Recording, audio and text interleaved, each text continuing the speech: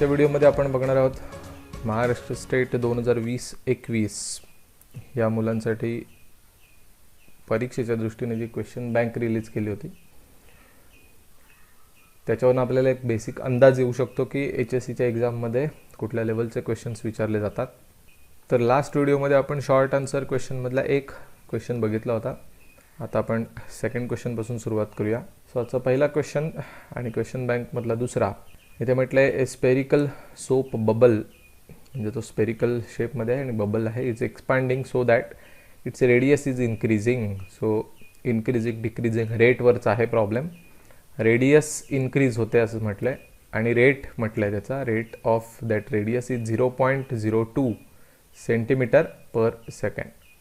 So 0.02 दिलं आहे rate. So आपण आधी रेडियसबद्दल म्हणू, आर घेऊ. आर म्हणजेच काय, रेडियस ऑफ सोप बबल. आणि आपल्याला जे दिलं आहे ते dr/dt दिलं आहे, म्हणजेच रेडियस कशी बदलते, रेडियसचा चेंज होण्याचा रेट काय आहे विथ रिस्पेक्ट टू टाईम, आणि तो आहे 0.02 सेंटीमीटर पर सेकंड. आता पुढे म्हटलं at what rate is the surface area is increasing, म्हणजे एरियाबद्दल प्रॉब्लेम विचारला जातो आहे. सो ए हे नाव घेऊया for surface area of sphere. Surface area of sphere किंवा स्पेरिकल बबल, सोप बबल. मग आपल्याला त्याचा एरिया विचारला आहे. सो एरिया नव्हे, एरियाचा रेट विचारला आहे, dA/dt विचारला आहे, ते माहिती नाही. आणि रेडियस देऊन ठेवलं आहे, when the radius is 5 centimetre. So रेडियसची व्हॅल्यू कदाचित पुढे टाकायला लागणार म्हणून त्यांनी ती देऊन ठेवली आहे. सो इथे डायरेक्ट प्रॉब्लेम रेडियस आणि एरियामध्येच आहे. सो फार कठीण नाही. तुम्हाला सरफेस एरियाचा फक्त फॉर्म्युला माहिती असला that's it. So surface area of spherical shape किंवा sphere is given by area A is equal to, त्याचा फॉर्म्युला आहे 4πr². सो हा फॉर्म्युला पाठ असणं तुम्हाला गरजेचं आहे. ह्याचं लगेच डेरिव्हेटिव्ह घेऊया differentiating with respect to time, कारण जे रेट्स असतात ते आपण टाईमच्या हिशोबाने काढतोय. मग एरियाचं डेरिव्हेटिव्ह येईल dA/dt, 4 कॉन्स्टंट, पाय कॉन्स्टंट, r²चं जसं x² 2x असतं, r² 2r येईल, पण टीच्या जागी r आला आहे सम, त्यामुळे rचं derivative with respect to T याने मल्टिप्लाय करायचं पुन्हा. So dA/dt is equal to हे 4 दुणे 8 पाय r into dr/dt. So non values टाकूया. 8 पाय, rची व्हॅल्यू त्यांनी दिली आहे 5 सेंटीमीटर, राईट. सो 5 आणि dr/dt पण आपल्याला दिलं आहे 0.02 राईट. सो इथे येईल 8 पंजा 40. So 40 pi into 0.02 right. आणि मग 4ने याला मल्टिप्लाय केलं तर 4 दुणे 8 हा 0 म्हणजे 80 झाले. 40 गुणिले 2 80, पण इथे डेसिमल पॉईंट आहेत ते 2 अंक सोडून आहेत. सो 1 2 सोडून 0.80 पाय. 0.8 लिहिलं तरी चालेल का 0.80 पाय लिहिलं तरी चालेल. एरियाचा रेट मिळाला आपल्याला, dA/dt मिळालं. This is rate of area. एरियाचा आहे याचा अर्थ सेंटीमीटर स्क्वेअर आलं आणि rate per with respect to टाईमच असतो, त्यामुळे second, centimetre square per second. 0.8 pi हे आपलं उत्तर असेल. पायची व्हॅल्यू पुट करून पॉईंटमध्ये आन्सर काढणं एक्सपेक्टेड नाही आहे, एवढंच ठेवलं तरी इनफ आहे. सो 3 मार्काला पण थोडासा सोपाच प्रॉब्लेम आहे. रेटवरचे प्रॉब्लेम 100% HSCच्या पेपरला येणारच आणि ते तुम्हाला सोडवता आलेच पाहिजेत. Next question number 3. The surface area of spherical balloon. Again surface एरियावर आलेत. Surface area of spherical balloon असं म्हणतात. सो ए आपण म्हणूया surface area of balloon. So obviously spherical आहे तो. आता त्याचा रेट दिला आहे dA/dt, कारण ते म्हणतात the rate of surface area, the rate of surface area चेंजिंगचा, इन्क्रीजिंगचा रेट आहे 2 centimetre square per second. 2 centimetre square per second. त्यांनी एरिया शब्द नाही वापरला तरी आपण ओळखू शकतो. सेंटीमीटरचा स्क्वेअर आहे म्हणजे तो एरियाच असणार. पुढे म्हटलं at what rate the volume. Okay, so इथे 4 मार्काच्या लेवलचा प्रॉब्लेम 3 मार्कालाच टाकलेला आहे. व्हॉल्यूमबद्दल विचारतायत. सो एरिया आणि व्हॉल्यूम डायरेक्ट जोडता येत नाही, पण ठीक आहे. व्ही म्हणजे व्हॉल्यूम ऑफ बलून, म्हणजे आपल्याला dv/dt माहिती करून घ्यायचं आहे. त्याने विचारले what is the rate of volume. व्हॉल्यूमचा रेट म्हणजे how V changes with respect to time, dv/dt. आणि त्याने म्हटले radius of the balloon is 6 centimetre. मग कधी ना कधीतरी रेडियस टाकावी लागेल. 6 centimetre that is radius of balloon. आपण डायरेक्ट एरियावरनं डायरेक्ट व्हॉल्यूमवर जम्प करू शकत नाही. तर तुम्हाला आधी एरियावरनं रेडियसवर यावं लागतं आणि मग रेडियसवरनं पुन्हा व्हॉल्यूमकडे जावं लागतं. सो पहिल्यांदा आपण म्हणूया surface area of balloon is given by. Surface area मगाचाच फॉर्म्युला आहे. बलून आहे तो स्पेरिकलच आहे. तो फॉर्म्युला असणार A is equal to 4πr². खाली डेरिव्हेटिव्ह घेऊया. Differentiating with respect to time t. एचं डेरिव्हेटिव्ह येईल dA/dt. 4π कॉन्स्टंट. r² डेरिव्हेटिव्ह येणार 2r. टीच्या बदली r आलाय, सो त्याच्या डेरिव्हेटिव्हने पुन्हा मल्टिप्लाय केला. सो dA/dt आता आपल्याला गिवन आहे, that is 2. 4π as it is 2 into r. Radius is 6, so तो एक 6 घेतला. आणि dr/dt माहिती नाही आहे, अननोन. सो आय सेड व्हॉल्यूमवरनं एरियावरनं व्हॉल्यूमवर डायरेक्ट 2D नाही मारता येणार. एरियावरनं आधी आरवर जायचं आहे, आरवरनं तुम्हाला व्हॉल्यूमवर यायचं आहे. सो हा सिक्वेन्स असेल. चला आता रेडियसचा तरी रेट मिळेल. इकडे होईल 2 इज इक्वल टू हे 4 2 8, 8 संग 48, सो 48π इंटू dr/dt. 48π इकडे जाऊन डिवाइड होतील, so 2 divided by 48π is equal to dr/dt. So इथे 2 ने जर कॅन्सल केलं बे के बे 24. सो इथे येईल 1 divided by 24π. 1 divided by 24π. This is nothing but dr/dt. That is how radius changes with respect to time. So radius is measured in metre centimetre, त्यामुळे याचं युनिट असणार सेंटीमीटर पर सेकंड. बिकॉज पहिला जो data दिला आहे तो सेंटीमीटरमध्ये दिला आहे, सो आपण सेंटीमीटरमध्येच ठेवूया. But we are interested in volume. So since एरियावरनं आपण रेडियसवर आलो आहे, आता रेडियसवरनं आपण व्हॉल्यूमवर उडी मारू शकतो. आता इथे व्हॉल्यूमचा फॉर्म्युला घ्यायला लागेल. So volume of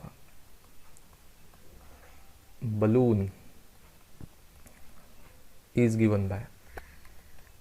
spherical shape असेल तर त्याचा व्हॉल्यूमचा फॉर्म्युला आहे V is equal to 4/3πr³. पुन्हा डेरिव्हेटिव्ह घेऊया. Differentiating with respect to t. व्हीचा फॉर्म्युला येईल dv/dt. 4 आणि 3 कॉन्स्टंट, पाय कॉन्स्टंट. r³ डेरिव्हेटिव्ह तो येईल 3r² इंटू टीच्या जागी r आलाय, सो त्याच्या डेरिव्हेटिव्हने पुन्हा मल्टिप्लाय करायचं आहे dr/dt. So finally dv/dt is equal to, इथे 3ला 3 आपण कॅन्सल करू शकतो, 4π लिहूया. रेडियसचा स्क्वेअर आहे. रेडियस आपल्याला दिलं होतं 6 सेंटीमीटर, सो 6चा स्क्वेअर इंटू dr/dt. आणि dr/dt आपण आधीच्या स्टेपमध्ये काढून ठेवले, that is 1 divided by 24π. Right. So इथे पायला पाय कॅन्सल होईल. 4 एके 4, 6 चोक 24. सो आपल्याला इथे वरती 6 स्क्वेअर राहिले आणि खाली एक 6 राहिला. सो एक 6 कॅन्सल करू शकतो. सो 6 हे आपलं उत्तर आलं. That is rate of change of volume. How volume changes, how volume increases with respect to time, त्याचा रेट मिळाला. सिन्स हा व्हॉल्यूमचा रेट आहे त्यामुळे सेंटीमीटर क्यूब व्हॉल्यूमचं unit upon second. So 6 centimetre cube per second हा व्हॉल्यूमचा रेट मिळाला. इथे हा प्रॉब्लेम संपला. हा प्रॉब्लेम 3 मार्काला पण बघायला मिळू शकतो, 4 मार्काला पण बघायला मिळू शकतो, कारण 2 वेळा कॅल्क्युलेशन आपण केलं. सो 2 मार्काला एक कॅल्क्युलेशन आणि 2 मार्काला दुसरं कॅल्क्युलेशन असं बघायला मिळू शकेल. सो दोन्ही ठिकाणी हा एक्सपेक्टेड आहे, 3 मार्क किंवा 4 mark. Next problem, problem number 4. Problem related to ladder and its rate of lower end upper end. Famous problem. हा परीक्षेला जास्त वेळा रिपीट झालेला आहे आतापर्यंत.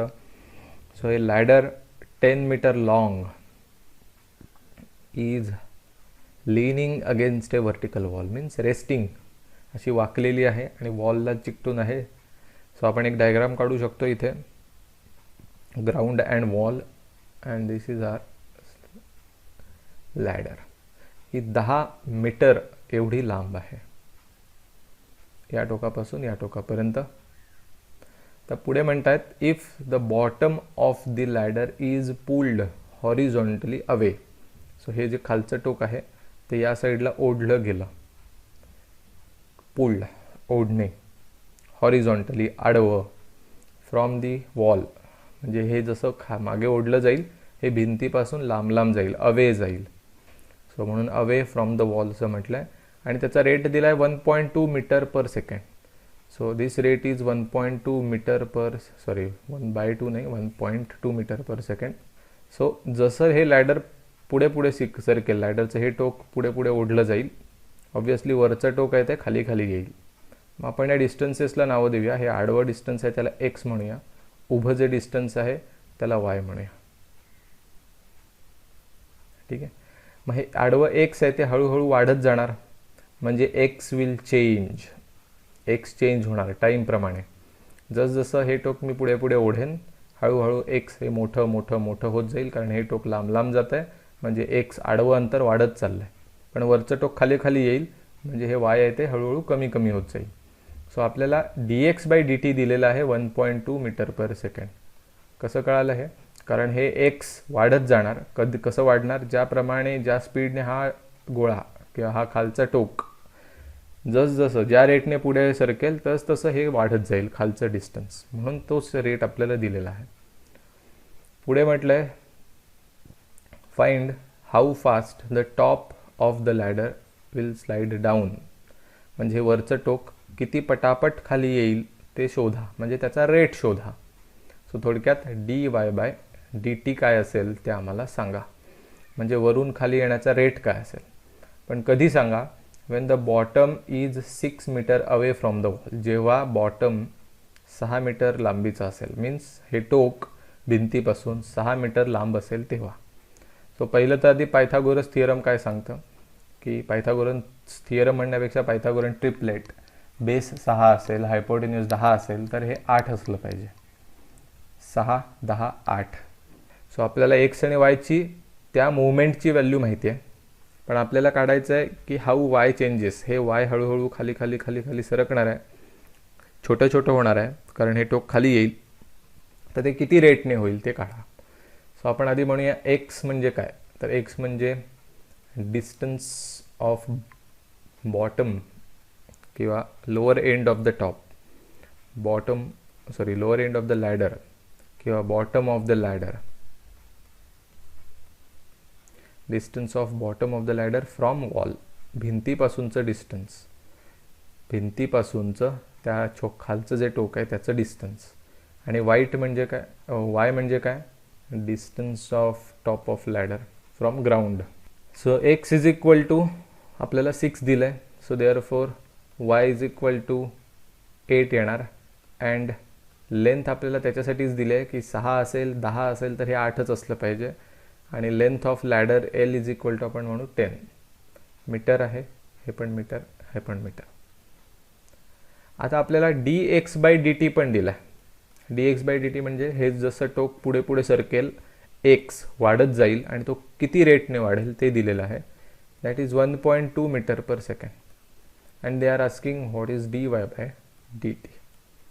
मग आता आपल्याला पहिल्यांदा इक्वेशन मिळालं पाहिजे, असं इक्वेशन की जे एक्स आणि वायला जोडेल. मग एक्स आणि वायला जोडणारं आपल्याला असं इक्वेशन बनवायचं असेल तर हा राईट अँगल ट्रायंगल आहे म्हटल्यावर पायथागोरसचाच उपयोग होईल. सो हा पार्ट मी इथे क्लिअर करतो आणि आपण इक्वेशन लिहूया बाय पायथागोरस थिअरम. पायथागोरस म्हणतो हायपोटेन्यूसचा स्क्वेअर इज इक्वल टू, ज्या दोन साईड 90 डिग्री बनवतात त्यांचे स्क्वेअर्स, एक्सचा स्क्वेअर प्लस ही दुसरी साईड आहे वाय तिचा स्क्वेअर. आता हायपोटेन्यूस म्हणजे ही लेंथ पूर्ण ती 10 मीटर आहे, तर सो 10 इथे टाकू शकतो आपण. रूटमध्ये एक्सचा स्क्वेअर ॲज इट इज वायचा स्क्वेअर ॲज इट इज. पण आता इथे प्रॉब्लेम होईल डेरिव्हेटिव्ह घ्यायला, रूट वगैरे आहे ना, म्हणून आपण काय करूया, स्क्वेअर करूया दोन्ही साईडला. सो 10चा स्क्वेअर 100 होईल. एक्स स्क्वेअर आणि वाय स्क्वेअर तसेच राहतील आणि स्क्वेअर केल्यामुळे हे रूट निघून जाईल. X square plus y square तेवढंच राहील. आणि याचं डेरिव्हेटिव्ह घ्यायला सोपं जाईल. इथे म्हणू शकतो आपण differentiating with respect to T.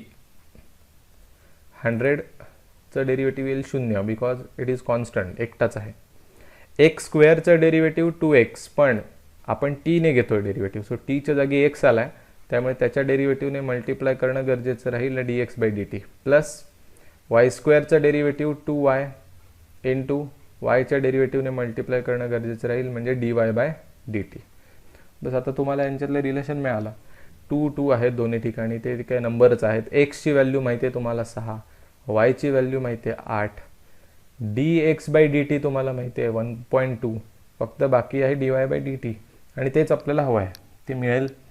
बरं, ही लेंथ हळूहळू छोटी छोटी छोटी होणार आहे जसजसे टोक खाली खाली येत जाईल, कारण हे पुढे सरकते म्हटलं हे खाली येणार. ती घसरून पडते आहे शिडी. सो खाली पडताना वाय हळूहळू छोटा होत जाईल, म्हणजे हा वायचा रेट तुम्हाला निगेटिव्ह मिळाला पाहिजे. ही तुमची हिंट असेल की आपलं उत्तर बरोबर आहे की. Therefore 0 is equal to 2 into एक्सची व्हॅल्यू 6, dx/dt 1.2 प्लस 2 कॉन्स्टंट, वायची व्हॅल्यू आपल्याकडे आपण काढलेली आहे ती 8, त्याचं विशेष कॅल्क्युलेशन दाखवण्याची गरज नाही, dy/dt as it is. So 0 is equal to हे 6 दुणे 12 गुणिले हे 1.2 प्लस 8 दुणे 16 dy/dt. सो हे 12 गुणिले 1.2 लेफ्ट साईडला गेला निगेटिव्ह होतील, -12 इंटू 1.2. आधी मी मल्टिप्लाय करत नाही बिकॉज थोडंसं कॅन्सलेशन होईल. इज इक्वल टू या साईडला किती राहिले 16 dy/dt. हे 16 इकडे येऊन डिवाइड होतील. So -12 into 1.2 divided by 16 is equal to dy/dt. 4 त्रिक 12, 4 चौक 16. पुन्हा या 4ने याला पण भाग जाऊ शकतो. सो वरती राहिलं आहे -3 इंटू 1.2 डिवायडेड बाय 4. सो -3, 4 एके 4, 4 त्रिक 12, पण 0.3 राईट. आणि आपल्याला आन्सर मिळेल 3 त्रिक 9. So -0.9 is the rate of change of Y. आणि मी म्हटलं तसं मायनस येणे एक गरजेचं आहे, कारण वाय आहे ते हळूहळू कमी होत चाललं आहे आणि जे कमी होतं ते कमी होण्याचं रिप्रेझेंटेशन मायनस साईन करत असतं. बरं, ही उभी आहे ती पण उंची आहे, मीटर किंवा सेंटीमीटरमध्ये मोजली जाणार, त्यामुळे याचा रेट मीटर पर सेकंड असा लिहिला जाईल, कारण आधीचा सगळा डेटा मीटरमध्ये दिला आहे. वेगवेगळे डिस्टन्सेस 6 मीटर असेल, 1.2 मीटर पर सेकंड असेल, सगळा डेटा मीटरमध्ये आहे, 10 मीटर, म्हणून इथे metre per second. Next problem number 5. Find the values of X असं म्हटलं आहे for this given function to make it strictly increasing. So F of X पासून सुरुवात करूया. F of X is equal to x³ -6x² -36x + 7. याचं derivative घेऊ. खाली लिहूया differentiating with respect to x. F of एक्सचं डेरिव्हेटिव्ह येईल f' is equal to x³ derivative 3x² मध्ये -6 constant as it is. x² derivative येईल 2x -36 constant, एक्सचं derivative 1 आणि प्लस 7चं 0. So f' is equal to 3x² -6 दुणे 12x and -36. So पहिल्यांदा आपल्याला याच्यातनं 3 कॉमन घेता येईल, म्हणजे डिसिजन घेताना नंबर्स मोठे मोठे नसतील, थोडंसं बेटर राहील. सो 3 घेतल्यानंतर इथे x² झाले, 3 चौक 12 म्हणजे इथे 4x आणि 12 त्रिक 36 म्हणजे -12. So f' is equal to 3 into 12चे फॅक्टर्स, ते पण -12चे, 6 दुणे 12. सो x -6 घेऊया आणि x + 2 घेऊया, कारण -6 आणि +2 यांची मल्टिप्लिकेशन -12 येईल आणि -6 आणि +2ची बेरीज -4 येईल. आता आपल्याला स्ट्रिक्टली इन्क्रीजिंग पाहिजे असेल तर f' पॉझिटिव्ह ठेवायला लागेल. सो ते मेन्शन करायचं to be f of x as strictly increasing होण्यासाठी f dash of x must be greater than 0. आणि आता त्यांना स्ट्रिक्टली इन्क्रीजिंग म्हणतात, म्हणजे इक्वल टू 0 चालणार नाही, ग्रेटर दॅन 0च पाहिजे. मग आता आपल्याला जर ते ग्रेटर दॅन ठेवायचं असेल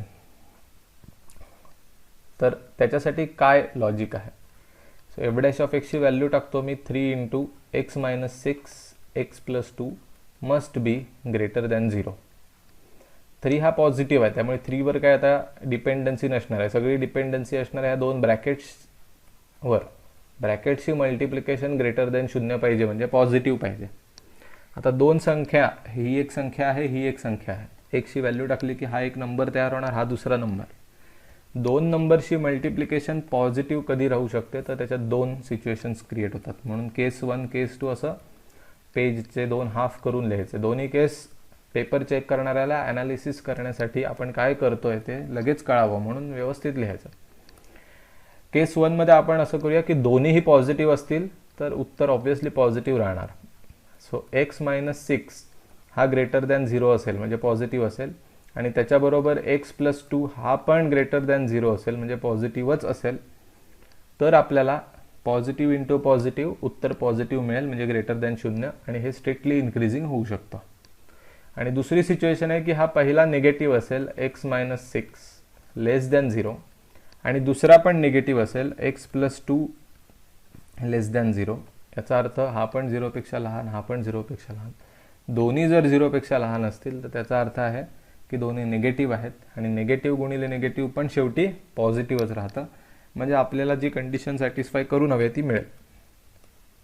मग जर असं असेल तर आता हे जरा पुढे सोडवूया. एक्स इज ग्रेटर दॅन, हा -6 पलीकडे गेल्यावर पॉझिटिव्ह 6 झाला. एक्स इज ग्रेटर दॅन, हा +2 आहे तर तिकडे जाऊन -2 झाला. सो ह्या एक्झाम्पलनुसार असं लक्षात येतं की एक्सची व्हॅल्यू 6 पेक्षा मोठी पाहिजे आणि त्याच वेळेला ती -2 पेक्षा पण मोठी पाहिजे, दोन्ही कंडिशन सॅटिस्फाय करणारी. सो आपल्याला इथे नंबर लाईनवरनं कळू शकतो, -2 इकडे येतो, 6 इकडे येतो. आता असा नंबर पाहिजे आपल्याला की जो 6 पेक्षा मोठा पाहिजे, म्हणजे 6ची उजवी बाजू ही, इकडची कुठलेही नंबर घेतलात तर ते पॉझिटिव्हच आहे, म्हणजे 6 पेक्षा मोठेच निघणार. आणि -2 पेक्षा पण मोठे पाहिजेत. मग -2 पेक्षा मोठे म्हणजे पण हे मोठेच असणार आहेत. जर 6 पेक्षा मोठे असतील तर -2 पेक्षा ऑब्व्हियसली मोठेच असणार. पण जर उलट घेतलं, -2 पेक्षा मोठे घेतले तर -2 पेक्षा मोठे म्हणजे कदाचित 6 पेक्षा लहान होऊ शकतात आणि आपलं गडबडू शकतं गणित. सो जेव्हा तुम्हाला ग्रेटर दॅन म्हटलेलं आहे तर सगळ्यात राईट साईडचं जो एरिया असेल किंवा राईट साईडचा जो सेक्शन असेल तो सिलेक्ट करायचा. सो इथे मी लिहिणारी उत्तर की देअरफॉर आपलं एक्स कसा असला पाहिजे, देअरफॉर एक्स हा 6 पेक्षा मोठा असला पाहिजे. बिकॉज जर तो तुम्ही 6 पेक्षा मोठा चूज केलात तर तो ॲटोमॅटिकली -2 पेक्षा पण मोठाच निघणार. आता इकडे येऊया, case number 2. X is less than, -6 पलीकडे गेला, पॉझिटिव्ह 6 झाला. एक्स लेस दॅन +2 तिकडे जाऊन -2 झाला. आता एक्सची व्हॅल्यू 6 पेक्षा लहान पाहिजे आणि फक्त 6 पेक्षा लहान नाही, -2 पेक्षा पण लहान पाहिजे. पुन्हा नंबर लाईन काढून दाखवायचं. इथे आपला कुठला नंबर असणार, -2 आणि इकडे असणार आपला 6. आता -2 पेक्षा लहान आणि 6 पेक्षा पण लहान असेल तेव्हा एक्स्ट्रीम लेफ्ट. त्याचं रिझन, जेव्हा मी -2 पेक्षा लहान घेतो नंबर, म्हणजे -3 -4, तो ॲटोमॅटिकली 6 पेक्षा पण लहानच होतो. म्हणजे या निळ्या सेक्शनमधला कुठलाही नंबर तुम्ही घेतलात तर या दोन्ही कंडिशन तो सॅटिस्फाय करतो.